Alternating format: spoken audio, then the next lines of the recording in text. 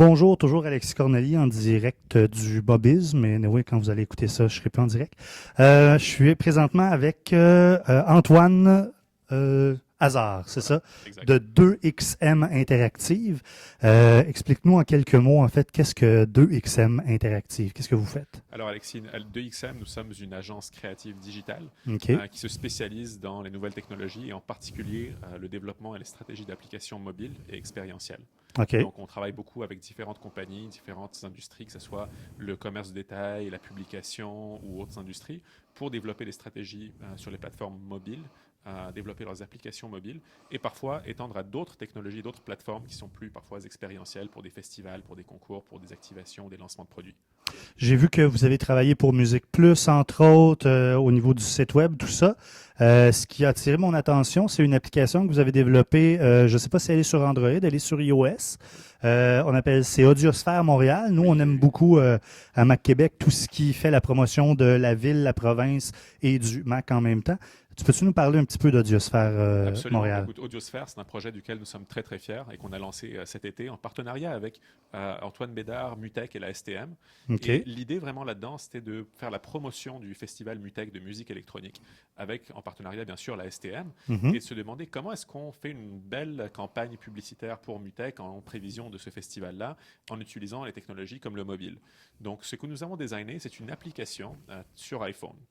Et nous avons demandé à chaque artiste de Mutech de faire une musique spéciale pour chaque quartier de Montréal. OK. Donc, une musique qui est adaptée au quartier. Donc, à Chinatown, tu n'auras pas la même musique que dans le quartier portugais, qu'au Vieux-Port, etc. Donc, ensuite, sur l'application, étant géolocalisée avec le GPS, au fur et à mesure de tes déplacements dans la ville de Montréal, tu obtiens une musique qui est spécifiquement conçue pour le quartier dans lequel tu te situes. Donc, OK. c'est vraiment comme un soundtrack de Montréal, finalement, au son de Mutech.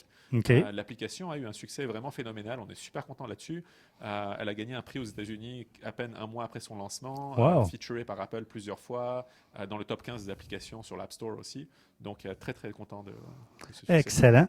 Dis-moi, est-ce que l'application, en fait, au niveau de l'interface, me semble très intéressante. Il y a Oui. des nouveaux concepts qui ont été, vous êtes sortis un petit peu du carcan de Python avant, Python après. Bon, pas que c'est drabe, mais ça s'applique à une application qui est plus informelle. Vous, ça se voulait un produit qui est plus artistique, C'est j'imagine. exactement ça, Alexis. Tu vois, l'une de nos spécialités, l'une de nos très grandes forces chez 2XM, c'est de repenser un peu les modèles traditionnels pour créer des expériences qui sont fascinantes et qui sortent du commun. OK. Donc, l'idée, c'était vraiment d'éviter le modèle standard d'une application avec une liste où tu as des tracks et tu cliques sur le track, et vraiment de repenser un peu tout le modèle en se disant comment est-ce qu'on fait quelque chose de beaucoup plus immersif, de beaucoup plus intéressant aussi.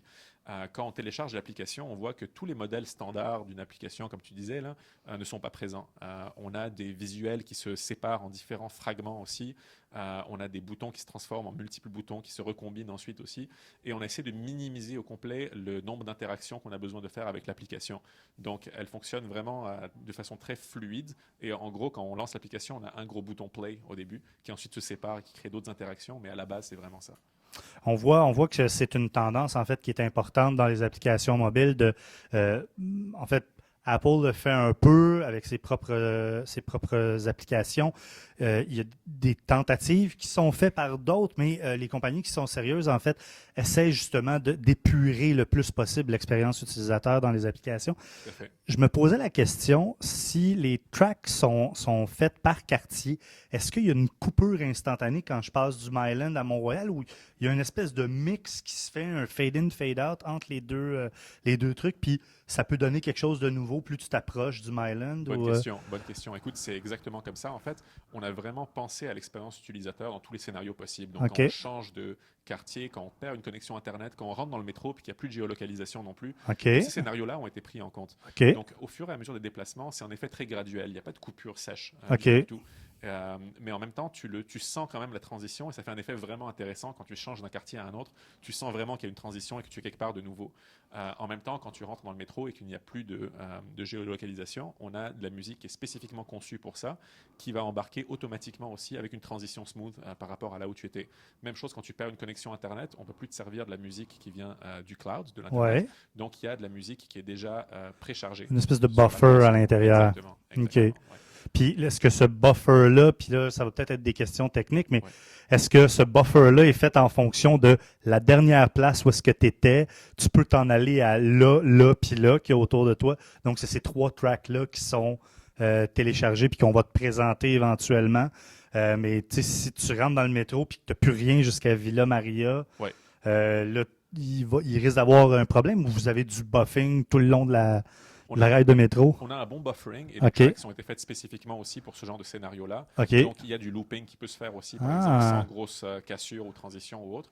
Donc, quand on utilise l'application, on ne sent vraiment pas de cassure ou de transition ou de ce genre de problème. C'est un mood. Tu mets ça sur tes oreilles, Exactement. tu pars de où est-ce que t'es, tu marches dans Montréal, tu rentres, il y a comme rien qui se fait. C'est vraiment une application de mooding. Très expérientiel, c'est vraiment un soundtrack de Montréal. Donc, vraiment, tu mets ça sur tes oreilles, tu voyages à travers la ville et on te fait vraiment redécouvrir la ville dans une autre ambiance. Gratuit l'application disponible? Absolument. On la suggère à ce moment-là. Tout à fait. Est-ce qu'il y a d'autres choses qui s'en viennent pour 2XM au niveau peut-être plus iOS ou bon, j'imagine que vous ne développez pas d'application Mac en tant que telle, mais le mobile, l'iPad, tout ça, c'est très fort. Donc, est-ce qu'il y a d'autres choses qui s'en viennent? Écoute, il y a beaucoup de choses qui s'en viennent. On est vraiment excités là-dessus. Comme je te disais, on spécialise vraiment dans la création d'expériences nouvelles et un peu innovantes et qui n'ont jamais été vues avant. OK. Donc, bien sûr, on fait des applications pour d'autres industries comme la publication qui est un peu plus sérieuse, mais encore, on essaie d'avoir vraiment un UX, une expérience utilisateur qui est phénoménale. Mais on est en train de fermer quelques deals maintenant là, avec beaucoup de différents joueurs au Québec pour fournir des nouvelles expériences à travers le mobile qui, je pense, vont être vraiment intéressantes et vraiment surprenantes. C'était l'occasion pour nous en dire un peu avant. Ce ne sera pas publié tout de suite. Voilà. On est juste toi, moi, puis Alex en arrière. Fait que c'est ça. Fait que tu peux nous tu peux nous le dire si tu as quelque chose qui est signé puis que ça va sortir incessamment. Tu peux te laisser aller, mais je pense que tu veux retenir un peu. Ben, écoute, je peux donner quelques petits teasers. Ouais, vas-y. On a différentes technologies qui vont nous servir justement à faire ce genre de choses-là, en particulier dans le domaine de la vidéo, du jeu, de l'expérience collaborative. Donc, quand tu as une foule de gens avec des téléphones, comment est-ce qu'on peut tous collaborer ensemble pour une expérience ludique? J'ai hâte de voir ça. Il y a beaucoup de choses vraiment intéressantes qui vont sortir bientôt. Là. Chouette, excellent. Donc, on te remercie beaucoup. On est très content de vous avoir rencontré dans le cas de Mobiz. Et si jamais, justement, 2XM arrive avec d'autres produits comme ça, simplement savoir que Mac Québec fait la promotion de ces initiatives-là. Vous pouvez nous appeler. Je vous passe un coup de fil. Puis, effectivement, en fait, on fait un podcast où est-ce qu'on peut vous passer en entrevue. Vous restez dans le confort de votre foyer, votre micro, la petite caméra. On s'en va sur Spreecast, la plateforme qu'on utilise, puis à ce moment-là, on discute de vos innovations qui sont intéressantes. C'est bien noté, puis j'ai hâte qu'on se reparle. Parfait. Merci Alexis. Salut bien, Antoine.